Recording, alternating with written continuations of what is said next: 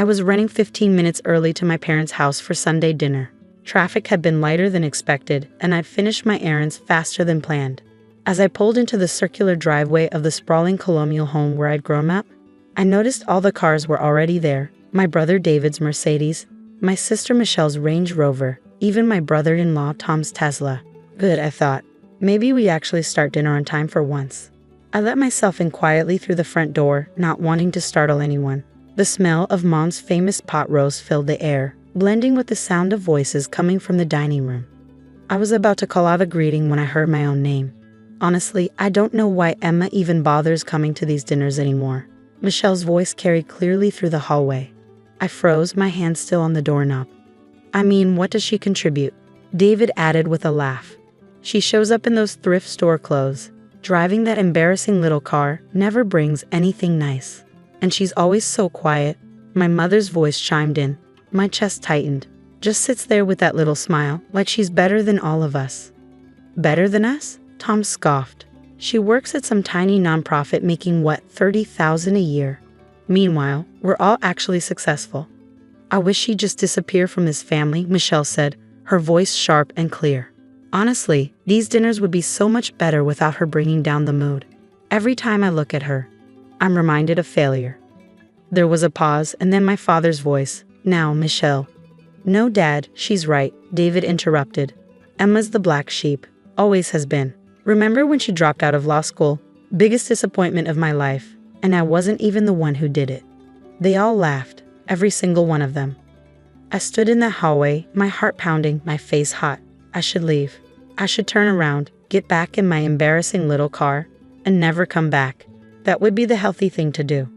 But then something else stirred inside me, something calm and cold. I plastered a smile on my face, straightened my thrift store blouse, which was actually vintage Chanel, but they wouldn't know that, and walked into the dining room.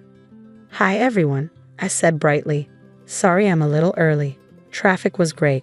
The conversation stopped abruptly. I watched the color drain from Michelle's face and saw David's eyes widen slightly. Mom recovered first, her society wife training kicking in. Emma, darling, we didn't hear you come in. She stood and kissed my cheek, her smile not quite reaching her eyes. We were just talking about the weather. It's a beautiful evening, I agreed, taking my usual seat at the far end of the table, the seat they always gave me, furthest from Dad's position of honor. That pot roast smells amazing, Mom. Dinner proceeded normally on the surface. They talked about David's latest business deal, Michelle's upcoming vacation to the Maldives, Tom's promotion at the law firm. I nodded, smiled, and asked polite questions, watching them relax as they realized I either hadn't heard or was too pathetic to react. And what about you, Emma? My father finally asked, the way someone might ask about the weather out of politeness. How's the nonprofit? It's wonderful, I said warmly. We're really making a difference in children's literacy rates. That's nice, Michelle said, her tone making it clear she thought it was anything but. Must be so fulfilling, working with the less fortunate, since you are one of them. David snorted into his wine glass. I just smiled. It really is fulfilling. Speaking of which, how's that townhouse working out for you, David? The one on Elm Street? He blinked, surprised I remembered. Fine. Why? Just curious. And Michelle, you're still in the Harbor View apartments, right? That corner unit? Yes. She looked at me suspiciously. Why are you asking about our homes? Oh, no reason, I said lightly. Just making conversation. Tom, your law firm is in the Morrison building downtown, isn't it? 4th floor, he confirmed, looking confused. Emma, what's this about? Nothing at all, I assured them. I'm just taking an interest in your lives. Isn't that what family does? The conversation moved on, but I could feel their eyes on me occasionally, puzzled and slightly uneasy. Good. I left at 9, hugging everyone goodbye and thanking Mom for dinner. Michelle barely looked at me. David patted my shoulder with exaggerated sympathy. Hang in there, little sis, he said. Things will get better eventually. Maybe. I'm sure they will, I replied serenely. I drove home in my embarrassing little car, a carefully maintained 2015 Honda Civic that helped me maintain my cover, and went to bed early. I had a busy morning ahead. At 8:47 a.m. the next morning, my phone started ringing. It was David. I let it ring. 2 minutes later, Michelle called, then David again. Then a number I recognized as Tom's office line. Then my mother. I was in a meeting, so I let them all go to voicemail. Around 10:30, during my break, I finally listened to the messages. David's voice was panicked. "Emma, I need you to call me back immediately. There's been some kind of mistake with my lease. They're saying, just call me back, please." Michelle's was shriller. "What the hell is going on?" "My landlord just called and said the building was sold, and they're reviewing all leases, and I need to. Emma, if you know anything about this, call me now." Tom's was professional but strained. "Emma, this is Tom. Our law firm just got notice that the Morrison building has a new owner and they're terminating several leases, including ours. The letter was signed by someone named Emma Shen, and I thought, well, please call me." Mom's was confused and worried. "Sweetheart, your brother and sister are very upset about something with their apartments. Do you know anything about this? Please call me back." I smiled at my phone and returned to my meeting. At noon, my phone rang again. This time it was my father, so I answered. "Emma." His voice was tight. "Your siblings seem to think you have something to do with their current housing and business situations." "Do they?" I asked mildly. "Emma Chen," he said, using my full name the way he had when I was a child in trouble. "What's going on?" "Why don't we have lunch, Dad? My treat. There's a nice place near your office." "I don't have time for." "Make time," I said, my voice still pleasant, but now carrying an edge of steel he'd never heard from me before. "Trust me, you'll want to hear this. 1 o'clock at Marcelo's. I'll have a table waiting." I hung up before he could respond. Marcelo's was one of the most exclusive restaurants in the city. I bought it 3 years ago, along with the building it occupied. My father arrived at 1:03, looking irritated and worried in equal measure. "Miss Chen," the host greeted me warmly. "Your table is ready. Please follow me." My father's eyebrows rose slightly at the greeting, at the deference in the host's voice. We were seated at the best table, by the window overlooking the city. My father looked around, clearly recognizing the quality of the establishment, probably calculating what lunch here would cost.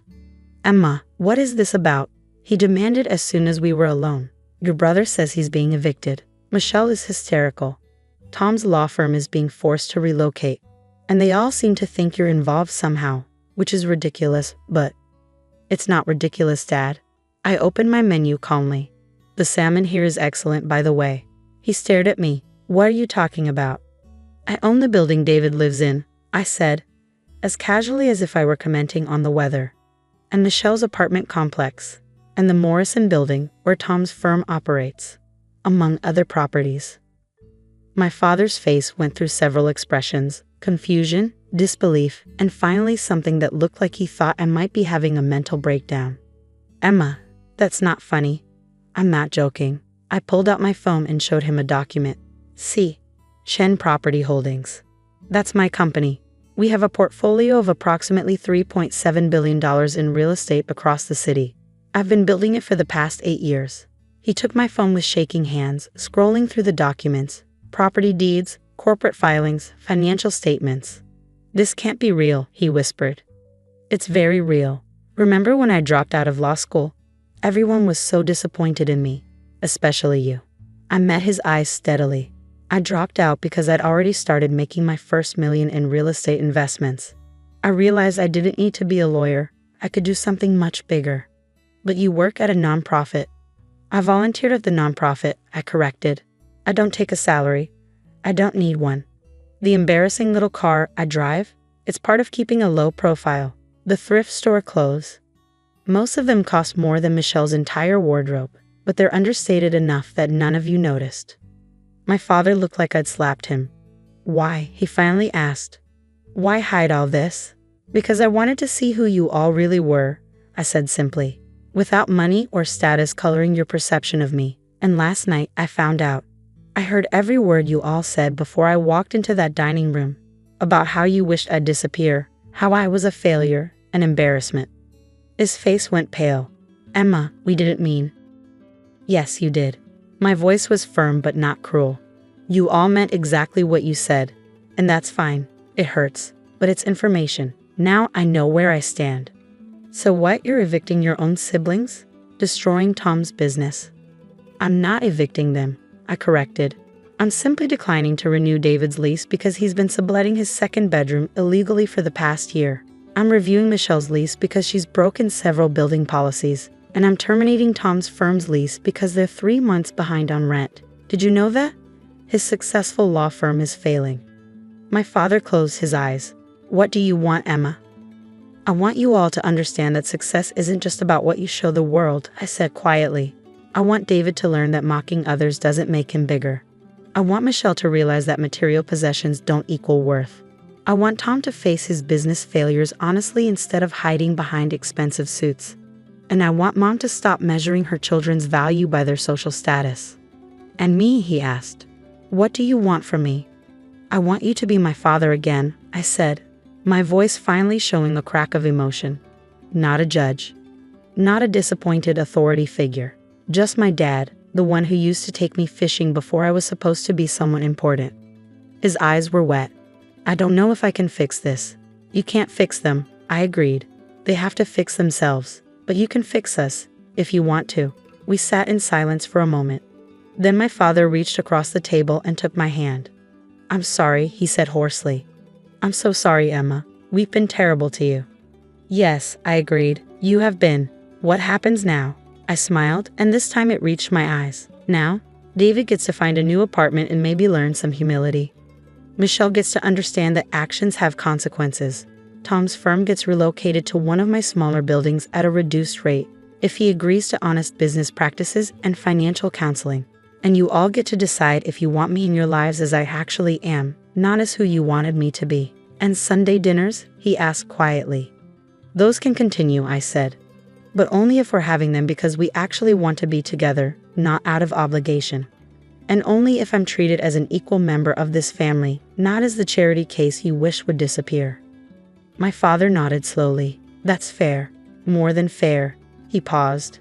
Can I tell your mother and siblings, or do you want to?